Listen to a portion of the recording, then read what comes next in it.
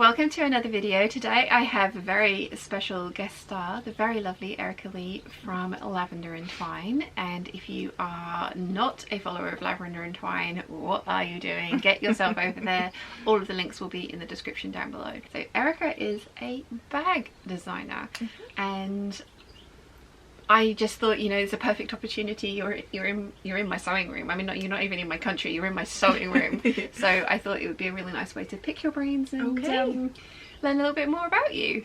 So, all right. Yeah, we have scripted none of this. It's my fault. I don't script anything. It'll be fine. It'll be totally fine. Yeah, we're good. So a little bit about how we met then. Okay. Well, I found you through the NCW videos, of course. I think that's how a lot of us found you. This was predating the Facebook group, to be honest. And then once that was created, I joined right away. I was one of the founding members. Yes. Yeah.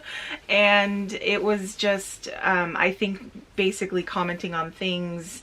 You started following me, and then I had a mini freak out inside.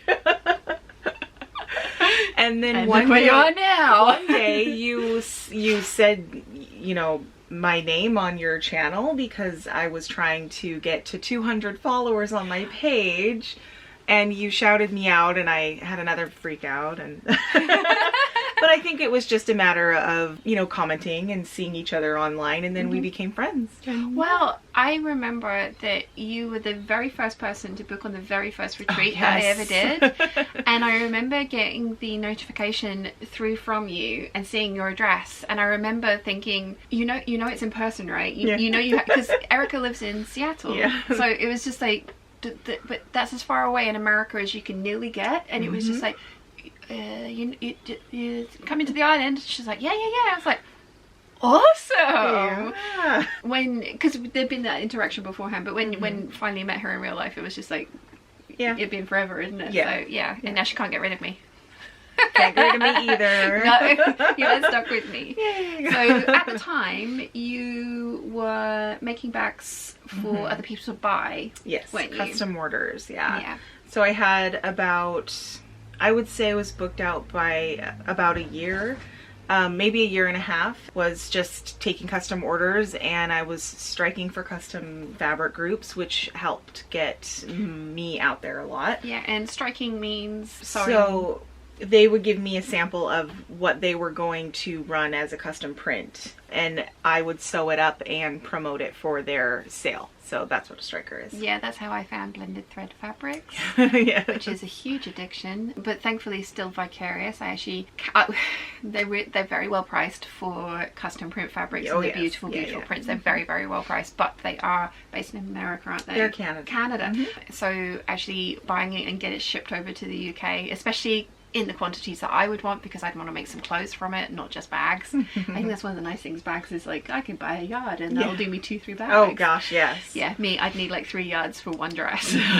Yeah. That's how I discovered blended thread fabrics, was through you. Yeah. So that's how you started.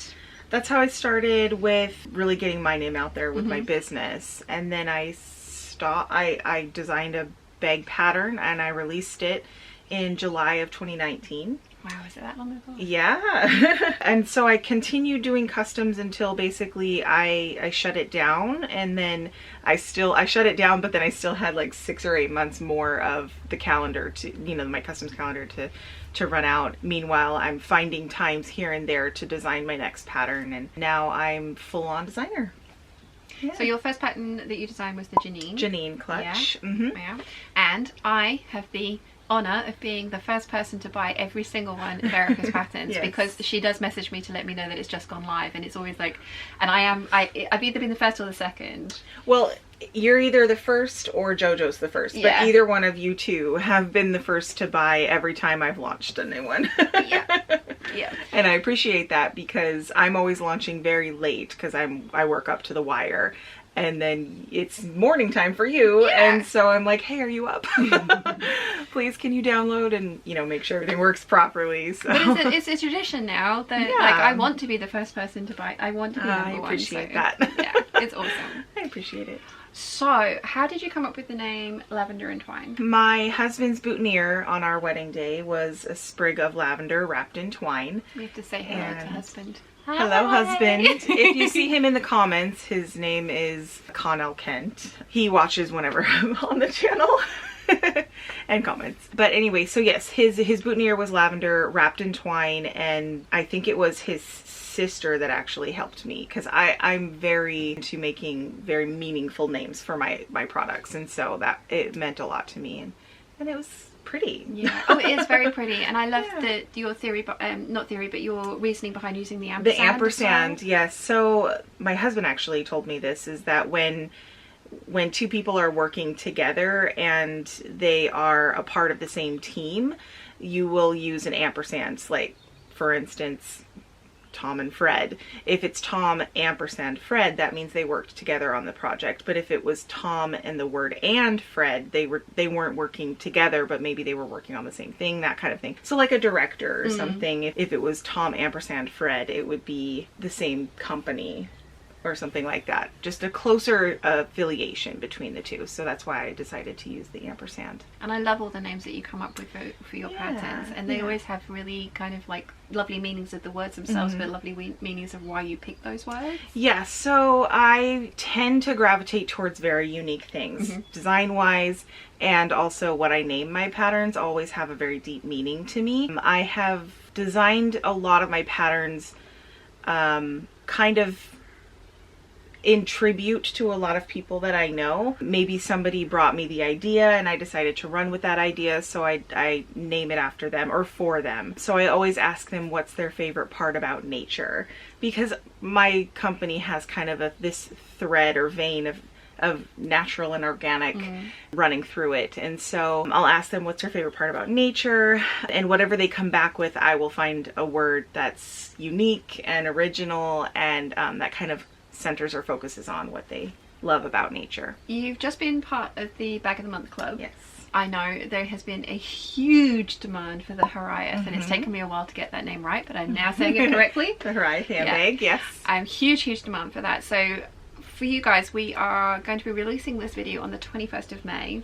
The Hariath is being released to you, the general public, on the 1st of June, and very excitingly, Erica has agreed to give away a pattern. I'm buying it from her, but she's going to give away a pattern to one of you lucky peeps. So there are some rules, and they will all be written down in the description box down below for you as well, but you need to follow, and hopefully I will have put all, well, not hopefully, I will have put all the links in to make this as easy as possible for you. So I need you to follow my YouTube channel. You need to be a subscriber. You need to follow Erica on Instagram. So the Lavender and Twine.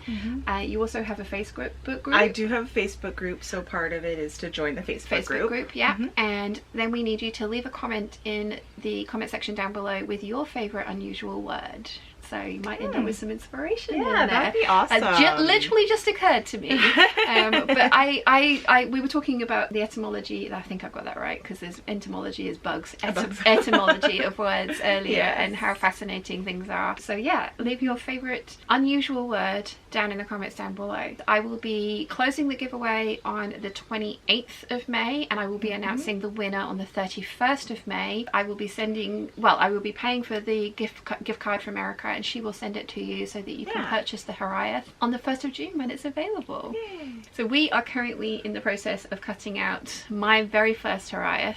How many of you? Oh gosh. I mean, I've made several that have never come to fruition because they were prototypes, and then I've also made probably 10 good bags. Yeah. And the fabric we're using for this one, Erica and I actually bought, is a coordinating set, and I will try and I'll put a picture. I was say I'm going to put a picture and then never leave any space for it, so I'm going to put a picture up here of the coordinating set that we bought when you came to the very first retreat. Yeah, 3 years ago. And then took it home to Seattle. We were supposed to be making a completely different bag with it, and then it was my fault that never quite happened. I'm really glad that it didn't though, because I think this is going to be perfect. I am so excited. And believe it or not, this is my first lavender and twine pattern that I'm making. Yeah, and you have them all. I own them all, and the only reason I haven't made any of your patterns yet is just because I had, during the last couple of years, just fallen out of love with bag making, and not because I don't love actually doing it, I just wasn't going away. So I had a lot of bags, I didn't need any more ones, and also the bag retreats that I do are bag retreats, because we sew bags because they fit everyone, there's no fitting issues, and not being able to do those, it's just been like, so I haven't, you know, the kind of bags were a little bit of a poignant subject for me, or like a little bit of a sore subject. I've just been so excited to get back into them, and Erica's also agreed that the next retreat I can use a lavender and twine pattern for it. Yes. And you started the design process on one whilst you were here. Whilst I was here. So, I got inspiration, and it was kind of unexpected, so I sat down and drafted some pattern pieces.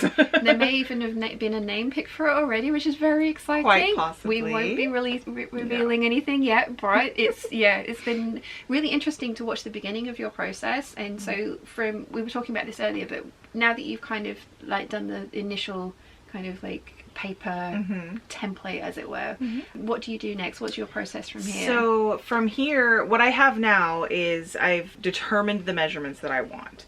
And I have drawn out the measurements on paper and then added seam allowance and cut them out. So I have 2 pattern pieces that are very much still a work in progress. But what I'm going to do now is cut those pattern pieces out of fabric. I'll be putting them together basically to see, does everything line up, and does anything need to be like add an inch here or take anything away. That is a very high level. There's no hardware, there's no detail really. It's very generic. But from there I can kind of mold the shape that I want. And then after that I will start adding the, you know, the connector placements and the pocket placements and things like that. It's been really interesting talking to you as well, because Erica was saying that when she starts doing the actual prototypes, she'll use the fabric, the good fabric. So it's very unlike the dressmaking side of things, where I'll use like muslin or calico to mock up something. You start with the product you want it to be finished in when it's a final bag. When I begin prototyping, I'll use the fabric and the material and the faux leather that I would want to make a finished bag from, because the material is going to behave the way I need it to in order to get the look that I want. So if I'm using bad vinyl, say, you know, I actually do have a lot of bad vinyl at home. And when I say bad, I mean it's just not good for bag making. And I won't use it because it's not going to give me the result that I'm looking for. And so I don't want to design around that result. Absolutely. So, you need it to do the thing that you need it to do, so that it will either be the finished result, or it will tell you that actually this is not possible, or looks a bit weird if you do. If you know, if I have a vinyl that has a super thick fleecy back and it shifts a lot when I'm sewing, I'm not going to be able to see, you know, is this a pucker, or does this need to come in a little bit? Like, do I need to shave a 1/4 of an inch off right there, or you know, round out that corner or something like that. And I think that's one of the reasons that your patterns are so well written at the end and so easy to follow, is because you've done all the things that, like, all the mistakes. You know how I'm constantly saying, ask me how I know. It's because you've done all those mistakes. You've gone through all those iterations of like, oh, well, this doesn't work. There are some patterns where you're kind of like, well, why are you doing this? I'm going to do it this way. And then Erica's patterns are written in such a way that it's just like, trust the process. She's done all the hard work for you. She's made all the mistakes. I've made the mistakes. Yeah. It was really interesting seeing the evolution of Sky. You did a video from like the very first prototypes right through to your final ones. It was really interesting seeing that evolution. Yeah. I go through quite a bit of prototypes, and thankfully Sky is a very small bag, so I could reuse the materials from other prototypes that haven't worked in the past. So it was just a video of like going from my very first prototype and how it didn't even have a flap attached to it. There was no hardware. It was a weird shape.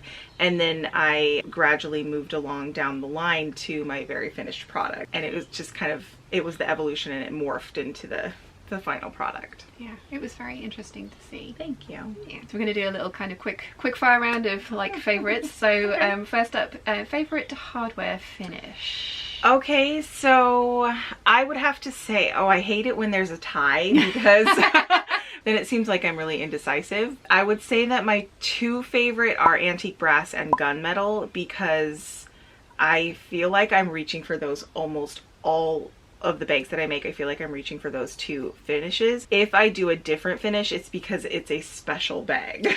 Yeah, we're using nickel for the horizon, and it's gonna look awesome. It is gonna look awesome. It's really gonna look awesome. See, for me, it's copper I am always, it's just the shiny. I mean, the nickel and the gunmetal are shiny as well, but the copper. And I love the iridescent, but I've used it on my NCW, the parrot one, because it worked really well with that. But we were playing around, because I was asking you what you thought it would go with, and we were playing around with it, and some of the purple leathers I have, oh my gosh, oh, it looked good. So yeah, definitely gonna have to. Actually, yeah, I've totally got the bug back. Ugh, words are hard. That was a good one. Do you have a favourite colour of Mora? Yes. I'm asking you to play favourites. I know. We won't tell them Mora.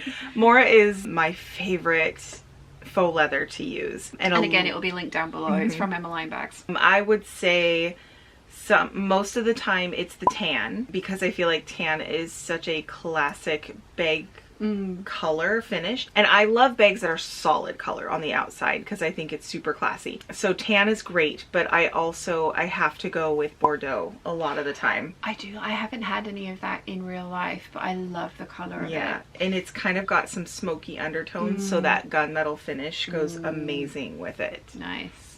I took Erica up to one of the local fabric shops where we got the Harai 5 fabrics that we're currently using, and you picked up some fabrics. I mean, you could have heard with luggage requirements flying home. There was some restrictions had to be made. Yeah. But we were playing around with it in the live hangout, which again will be listed up there and down below. So if you would like to see what Erica bought, you can have a look at that. But it was really fun with the few Moras that I have. I've got the marine, the spicy mustard, and the tan. And it was surprising how many of them went with colours that you wouldn't necessarily have thought of. It's a really just kind of like an interesting way of making interest on the inside of the bag, because I have to say, I'm with you, I do like a solid outside. The Harai that we're making is going to be super patterned, because we bought 5 pattern fabrics, so it's going to have the marine accents on it. I think it's going to look really cool. Oh gosh, it's going to be like a really unique bag. It's because they all work together. It's a themed bag. It was a Moda collection, and it was travel, and it's travel themed fabric. It's going to look amazing. But it was just the different ones that you'd picked out, the florals and stuff, the way that you're planning on using them. It was quite fun, sort of like, oh, have you saw this one? It's like, oh, that looks so good. Okay, so final question, what's been your favourite thing about visiting the Isle of Wight? Other than me. So aside from visiting you and aside from the excitement of the retreat, I think it's been the palm trees, to be honest, because we are still in England, but everywhere you look there's palm trees, and the weather has been amazing both times I've been here. It definitely seems like you are in more of a mild tropical environment. Well, the south of the island especially, which is where the retreat is based, is actually a microclimate, and the botanical gardens have species there that just will not grow anywhere else on the island, as well as the rest of the UK. That's amazing. Yeah, we have many giant birds apparently, but we also have we've got one palm tree in our back garden here. But yeah, I was very excited to see it. Many palm trees. And aside from that, I mean, just the age of some of these buildings that we're driving past or going into, visiting these buildings that are basically as old as America and older, it just kind of blows my mind, because you don't get that age where I'm from. You can't get things that are that old. So, and it's just it's a whole other world over here. Yeah, I love it. And she's agreed to come back to a retreat in the future as well. Even 2 visits, and I've not put her off, so yeah, I get to keep her. Sorry, Chris. So if you have any questions for Erica, please leave them in the comment section down below, and we will do our best to kind of make sure that Erica gets to see the questions, and also if they do have answers, answer them for you. But remember you've got to like Erica's Instagram and the Facebook page. Leave a comment down below with your favourite unusual word to enter the giveaway. The closing date is the 28th of May, and I will be announcing the winner on the 31st of May. That's it. So this is the very lovely Erica from Lavender and Twine. I've been Shan from Kittenish Behaviour, funnily enough. And how do I end my videos? So I hope you've enjoyed this video. If you have, please give it a thumbs up. If you haven't yet, please subscribe, and I'll see you again very soon. Bye. Bye. Oh my gosh.